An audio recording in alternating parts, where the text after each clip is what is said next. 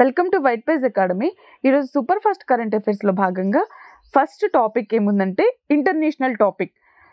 North west passage Arctic భూభౌగోళిక వివాదం. ఈ నార్త్ వెస్ట్ ప్యాసేజ్ అంటే రూటు. ఇది ఒక రూటు, ఒక ప్రాంతం నుంచి మరొక ప్రాంతానికి వెళ్ళడానికి ఒక రూటు. ఈ రూటు సముద్ర మార్గ వివాదం వల్ల అక్కడ వార్తల్లోకి వచ్చింది. ఆర్కిటిక్లో ఉష్ణోగ్రత పెరగడం వల్ల మరియు ఇతర కారణాల వల్ల సముద్ర మార్గ వివాదం ఏర్పడింది. ఏ రెండు దేశాల మధ్య ఈ మార్గం అంటే కెనడా మరియు అమెరికా. ఈ నార్త్ వెస్ట్ ప్యాసేజ్ ఏ రెండు మహాసముద్రాలను కలుపుతుందంటే అట్లాంటిక్ మహాసముద్రం మరియు పసిఫిక్ మహాసముద్రాన్ని కలుపుతుంది. ఆర్కిటిక్ కౌన్సిల్ని ఏ సంవత్సరంలో స్థాపించారంటే 1996. Next topic aircraft objects bill 2025కి రాజ్యసభ ఆమోదం. ఈ బిల్ యొక్క పేరు వచ్చేసి the protection of interests in aircraft objects bill 2025. ఈ బిల్ని రాజ్యసభలో ఎప్పుడు ప్రవేశపెట్టారంటే 2025 ఫిబ్రవరి 10న. ఈ బిల్ ద్వారా విమానాల లీజింగ్, ఫైనాన్సింగ్ వంటి అంశాల్లో భారత్కు అంతర్జాతీయ ప్రమాణాలకు అనుగుణంగా వ్యవహరించే అవకాశం ఉంటుంది. అదేవిధంగా ఈ బిల్ వల్ల విమాన ఛార్జీలు తగ్గే అవకాశం ఉంటుందని పౌర విమానయాన శాఖ మంత్రి అయిన కె రామ్మోహన్ నాయుడు పేర్కొన్నారు. నెక్స్ట్ టాపిక్ బెంగళూరులో చెత్త పన్ను.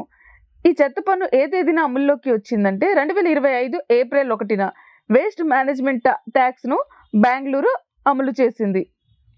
నెక్స్ట్ టాపిక్ భారతదేశ జిఎస్టి కలెక్షన్లు. భారతదేశం 2024 ఏప్రిల్లో 2.1 లక్షల కోట్లను జిఎస్టిని కలెక్షన్ చేసింది. అదేవిధంగా 2024 ఏప్రిల్ 1 నుంచి 2025 మార్చి 31 ఆర్థిక సంవత్సరానికి గాను జిఎస్టి కలెక్షన్లు 22.08 లక్షల కోట్లు జిఎస్టి రూపంలో వసూలు అయినాయి. మార్చి 2025 జిఎస్టి కలెక్షన్స్ ఎంత అయినాయి అంటే 1.96 లక్షల కోట్లు. నెక్స్ట్ టాపిక్ భారత్ 6.5% జీడిపి వృద్ధి రేటు G20 దేశాల్లో అగ్రస్థానంలో ఉంది అని రిపోర్ట్ ఇచ్చింది ఏది అంటే మూడీస్ రేటింగ్ సంస్థ.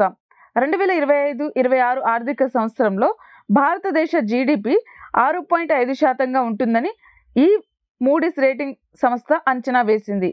మూడీస్ ఇది అమెరికాలో ఉన్న ప్రముఖ అంతర్జాతీయ క్రెడిట్ రేటింగ్ ఏజెన్సీ. ఇది దేశాలు మరియు కార్పొరేట్ సంస్థలకు రేటింగ్ ఇస్తుంది. నెక్స్ట్ టాపిక్ ప్రపంచంలో సురక్షిత దేశాల జాబితా 2025. ఈ రిపోర్ట్ ఇచ్చింది ఎవరు అంటే నూంబియో సేఫ్టీ ఇండెక్స్. ప్రపంచ సురక్షిత దేశాల జాబితాలో భారత్ 66వ స్థానంలో ఉంది. దీనిని 147 దేశాలలో పరిశీలించారు. సురక్షిత దేశాలలో టాప్ 5లో ఉన్న దేశాలు ఏవి అంటే ఆండోర్రా, ఇది నైరుతి యూరోప్లో ఉంది, యుఏఈ, ఖతర్, తైవాన్, ఓమన్ మరియు చైనా. 65వ స్థానంలో పాకిస్తాన్, 66వ స్థానంలో భారత్, 87వ స్థానంలో బ్రిటన్, 89వ స్థానంలో అమెరికా. ర్యాంకింగ్ ఇవ్వడానికి పరిగణలోకి తీసుకున్న అంశాలు ఏవి అంటే దేశంలోని నేరాల రేటు, దోపిడీలు, జాతి, మతం, రంగు మరియు లింగం ఆధారంగా వివక్షత. నెక్స్ట్ టాపిక్ నగారా హోలే నేషనల్ పార్క్ లేదా టైగర్ రిజర్వ్ పార్క్. ఇది ఎక్కడ ఉందంటే కర్ణాటకలో ఉంది. నెక్స్ట్ టాపిక్ 2వ global conference on air pollution and health. దీనిని ఎక్కడ ప్రారంభించారంటే కొలంబియా. దీనిని నిర్వహించిన సంస్థ ఏది అంటే WHO, world health organisation. World health organisation యొక్క ప్రధాన కార్యాలయం ఎక్కడ ఉందంటే స్విట్జర్లాండ్లోని జెనీవా. 2వ గ్లోబల్ కాన్ఫరెన్స్ యొక్క మొదటి సదస్సు ఏ సంవత్సరంలో జరిగిందంటే global conference on air pollution and health యొక్క ఫస్ట్ సదస్సు ఎప్పుడు జరిగిందంటే 2018 అక్టోబర్ 30 to నవంబర్ 1. ఇది ప్రపంచవ్యాప్తంగా వాయు కాలుష్యం తగ్గించి ప్రజారోగ్యాన్ని మెరుగుపరిచేందుకు ఈ సమావేశాన్ని నిర్వహించారు. దీని యొక్క ముఖ్య లక్ష్యం ఏమిటంటే 2015తో పోలిస్తే 2040 నాటికి కాలుష్యం కారణంగా జరిగే మరణాలను సగం తగ్గించడం దీని యొక్క ముఖ్య ఉద్దేశం. అదేవిధంగా వాయు కాలుష్య రాజధాని నగరం ఏది అంటే ఢిల్లీ. నెక్స్ట్ టాపిక్ త్రిభువన్ సహకారి విశ్వవిద్యాలయ స్థాపనకు లోక్సభ బిల్ ఆమోదం. ఈ త్రిభువన్ సహకారి విశ్వవిద్యాలయం ఎక్కడ ఉందంటే గుజరాత్లో. భారతదేశం యొక్క సహకార ఉద్యమానికి మార్గదర్శకుడైన త్రిభువన్ దాస్ పటేల్ పేరు మీదుగా ఈ విశ్వవిద్యాలయానికి అతని యొక్క పేరుని పెట్టారు. ఈ త్రిభువన్ దాస్ ఎవరు అంటే ఇతను మహాత్మా గాంధీ యొక్క అనుచరుడు. ఇతను పాల్గొన్న ఉద్యమాలు ఏవి అంటే శాసన ఉల్లంఘన మరియు గ్రామీణ అభివృద్ధి ఉద్యమాలలో ఇతను పాల్గొన్నారు. ఇతని యొక్క స్థాపనలు ఏవి అంటే ఇతను 1946లో Kaira district cooperative milk producer union లిమిటెడ్ను స్థాపించారు. ఇతను సర్దార్ వల్లభాయ్ పటేల్ స్ఫూర్తితో పోల్సాన్ డైరీ ద్వారా రైతుల దోపిడీకి వ్యతిరేకంగా పోరాడారు. నెక్స్ట్ టాపిక్ 2025 మార్చి 28 మయన్మార్ భూకంపం అనంతరం చిత్రాలు తీసిన ఉపగ్రహం ఏది అంటే Cartosat 3. Indian space research organisation ISRO Cartosat 3 ఉపగ్రహం ద్వారా మయన్మార్లో భూకంపం నష్టం యొక్క అధిక రిజల్యూషన్ చిత్రాలను బంధించింది. మయన్మార్లో 2025 మార్చి 28న 7.7 తీవ్రతతో కూడిన భూకంపం అక్కడ సంభవించింది. ఈ కార్టోసాట్ అనేది ఇస్రో అభివృద్ధి చేసిన 3వ తరం చురుకైన అధునాతన భూపరిశీలన ఉపగ్రహం. నెక్స్ట్ టాపిక్ ప్రధానమంత్రి మోడీ ప్రారంభించిన మై భారత్ క్యాలెండర్. ఈ క్యాలెండర్ పిల్లల వేసవి సెలవులను సృజనాత్మకంగా చేయండి అనే పేరుతో దీనిని ప్రారంభించారు.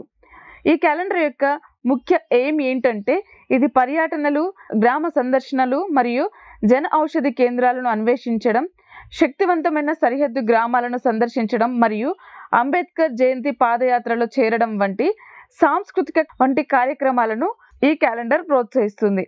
నెక్స్ట్ టాపిక్ స్పోర్ట్స్కి సంబంధించి ప్రపంచ బాక్సింగ్ కప్ 2025. ఈ ప్రపంచ బాక్సింగ్ కప్ 2025 మొదటి దశను నిర్వహిస్తున్న దేశం ఏది అంటే బ్రెజిల్. బ్రెజిల్ యొక్క రాజధాని ఏది అంటే బ్రెసిలియా. దీనిని ఏ తేదీన నిర్వహించబోతున్నారంటే 2025 మార్చి 21 నుంచి ఏప్రిల్ 5 వరకు. ప్రపంచ బాక్సింగ్ కప్ నిర్వహించే దేశాలు మరియు ఆ తేదీలు ఏవి అంటే మార్చి 31 నుంచి ఏప్రిల్ 5 వరకు ఫోజాడ్ ఇగువాకులో జరగనుంది. జూన్ 30 నుంచి జూలై 7 వరకు ఆస్తానాలో జరగనుంది. నవంబర్ 15 నుంచి నవంబర్ 22 వరకు ఢిల్లీలో ఈ ప్రపంచ బాక్సింగ్ కప్ మొదటి దశ జరగనుంది. Next topic national council of applied economic research NCAER states economic forum పోర్టల్ను ప్రారంభించింది ఎవరు అంటే నిర్మలా సీతారామన్. ఈమె కేంద్ర ఆర్థిక మంత్రి. ఎక్కడ ప్రారంభించారంటే న్యూఢిల్లీలో. ఏ తేదీన దీన్ని ప్రారంభించారంటే 2025 ఏప్రిల్ 1న.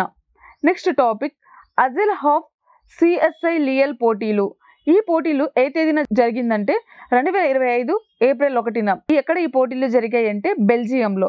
ఈ పోటీలో భారత యువ ఈక్వెస్ట్రియన్ నిహారిక సంగానియా మొదటి స్థానంలో నిలిచింది.